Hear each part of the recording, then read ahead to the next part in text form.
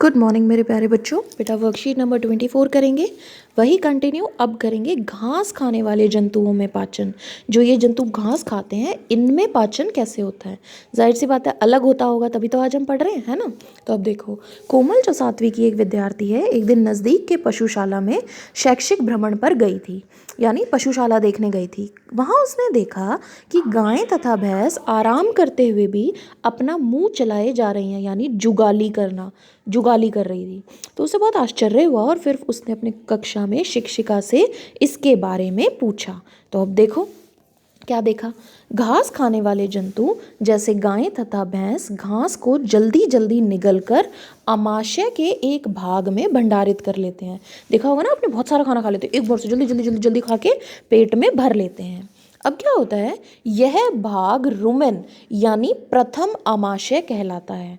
ठीक है बेटा, कई तरह के पेट होते हैं तो इसे बोलते हैं प्रथम आमाशय यानी रुमेन। याद रखना बेटा इस वर्ड को, रुमेन प्रथम आमाशय कहलाता है। यहाँ पर भोजन का आंशिक पाचन होता है, यानी थोड़ा थोड़ा पचता है, जिसे जुगाल कहते हैं। जिसे क्या कहने लग जाते हैं, जुगाल कहते हैं। अब क्या होता है, जल्दी जल्दी खा लिया, पचा तो है नहीं पूरा, परंतु बाद में जंतु इसको छोटे पिंडकों के रूप में पुनः मुख में लेता है, यानी वापस इसे मुंह में लेकर आते हैं, जिसे वह चबाता रहता है, यानी हम जिसे जुगाली करना कहते हैं।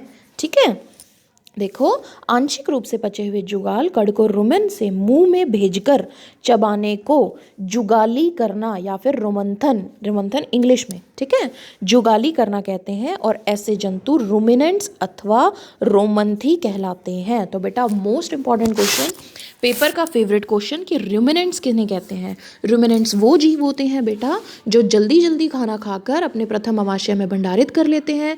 वहाँ आंशिक रूप से पाचन होता है प्रथम आमाशय यानी रुमेन में, और फिर बाद में उसे जब वो खा ली लेते हैं तो उसको फिर वो वापस मुख में लेकर आकर दोबारा चबाते रहते हैं। तो वापस भोजन को मुंह में लेकर आना जुगाली करना यानी रोमंथन कहलाता है, और ऐसे जीव को हम रुमिनेंट्स या फिर रोमंथी कहते हैं। समझ में आया बेटा।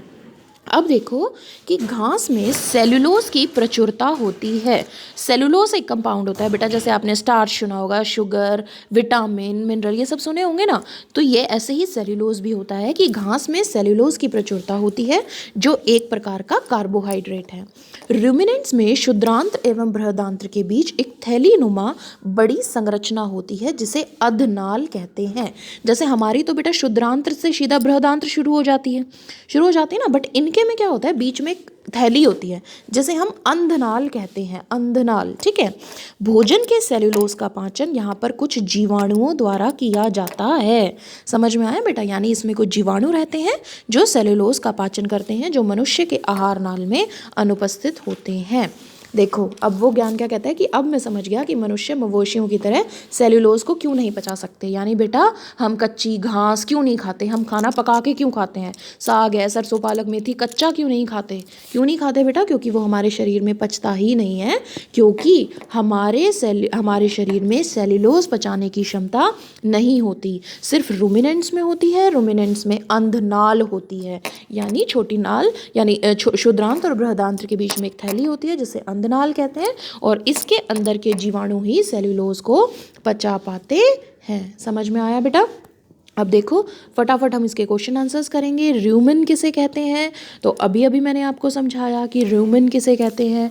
ठीक है, यानी आपके प्रथम आमाशय को, जहाँ पे फटाफट खाने बज लेते हैं। रूमिनेंट्स के 3 उदाहरण लिखिए, तो गाय, भैंस, बकरी, जितने भी लोग घास खाते हैं उनका लिख देंगे। आगे देखिए, मनुष्य सेल्यूलोज का पाचन क्यों नहीं कर सकता है, क्योंकि उसके पास थैलीनुमा संरचना अंधनाल नहीं होती है, इसलिए नहीं कर सकता है।